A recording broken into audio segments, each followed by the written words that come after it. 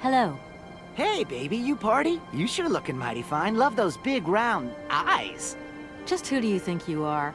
Hey, spunky. I'd like that in a lady. Okay, I'm hooked. Come on, Zol. I'll let you buy me that coffee. I don't remember ever asking. Hey, don't play hard to get. I know you like it big time. Listen, kid. Go back home and play with your toy cars and forget you ever saw me.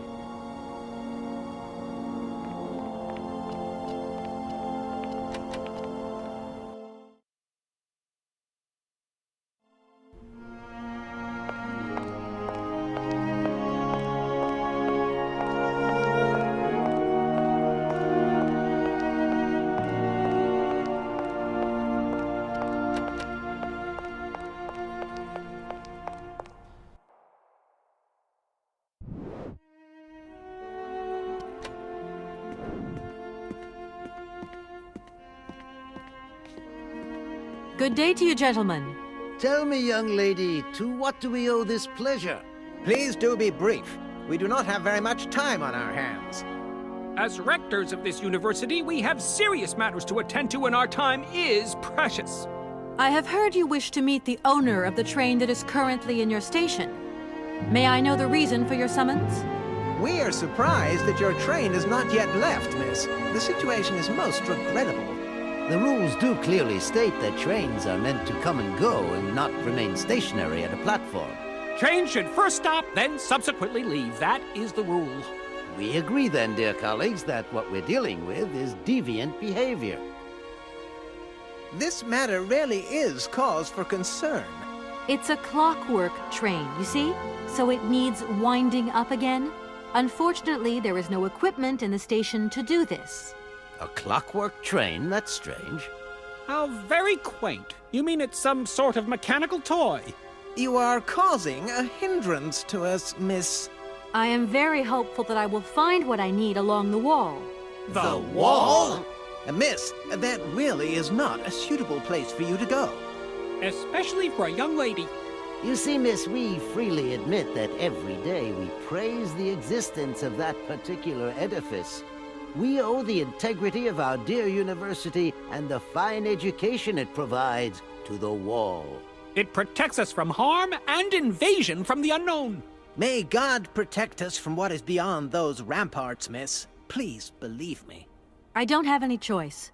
I must continue my journey. Such a decision is a correct one since it's in line with regulations. Thus, your train will indeed be able to leave. And consequently cease to obstruct our station.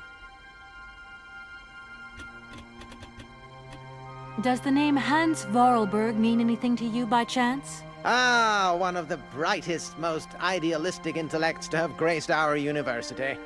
Hans Vorarlberg. I remember speaking to him once. I was still a student at the time. He just stared at me, lost in thought for a while. He scarcely ever said a word. But how can one forget him? Idealistic? I'll grant you that. But bright? Oh, don't go too far. He was completely incapable of passing any exams. All he ever did was to sit in on lessons, and not many of them either. Paleontology, mainly. He had an unhealthy passion for mammoths, which matched the state of his intellect perfectly. That is to say, prehistoric. Prehistoric? How dare you? A little far-fetched, maybe. But he did have flashes of intellectual brilliance, comprehensible only to high-minded scholars who hold no score by appearances. My dear colleague, your hasty conclusions are somewhat cavalier. My assessment is wholly accurate. The boy was a little odd. You must concur if my father, who was rector of the university at the time, had not shown great indulgence towards him. Hans Vorarlberg would have never attended this establishment. What about the bandstand, then? Is that the work of a deranged mind? Even after all these years, you are still jealous of it. My dear colleagues, I beseech you, let's show some decorum. We have a visitor. What do you want with Hans Vorarlberg, miss? Are you a member of his family? No, not at all. I'm looking for him to clear up an inheritance matter. Is he still here? What? Here? At the university? No, not at all. He left a long time ago. Yes, a very long time ago. The very year I was nominated to this position, in fact. Almost 50 years ago already.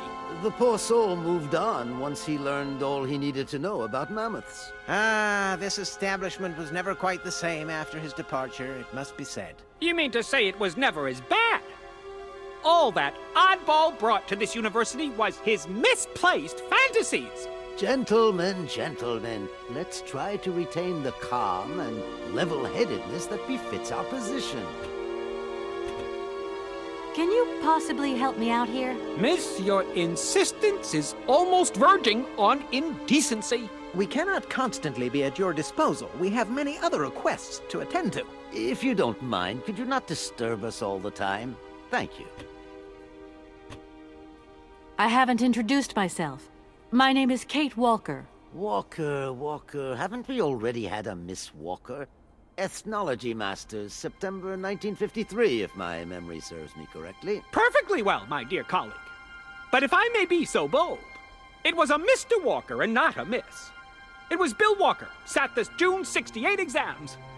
The impudent fool turned up for the oral assessment in jeans, flouting strict internal regulations which explicitly state the required uniform for the occasion. Pure incitement. It was scandalous. Sadly, we have seen worse since. Young people lack all respect of traditional values. Tradition, young lady. One must always uphold tradition. You see, I didn't actually intend to stop here, but the springs of my train gave up, you see? No, not really. You mean to say you're not a student? You have arrived a little late in the term, miss. Enrollment for this year has already terminated. But as rectors of this university and therefore representatives of its highest authority, we could bend the rules a little, if you like. You don't understand. I'm a lawyer from New York, or rather Valladolid more precisely. My client wants to buy out an old mechanical toy factory, but its heir isn't actually dead and is living somewhere in Syberia. I've got to get to him to sign the sales contract. You see? Not really. This is a most peculiar tale. A kerfuffle of the highest order.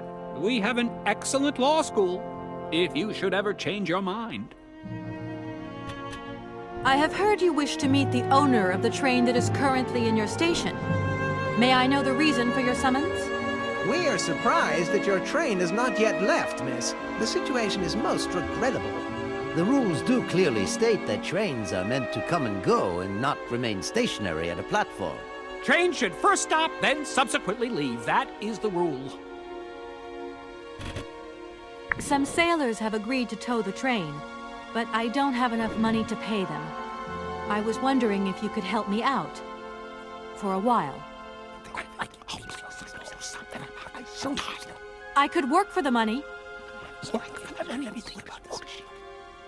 Please wait, miss. We have certain confibulations to attend to. That is right. We must confibulate between ourselves. A collegiate decision must be taken. I hope that we are not indisposing you in any way. Why not? If it helps us get rid of that train. My word, that is a fine idea. What do you have in mind, gentlemen?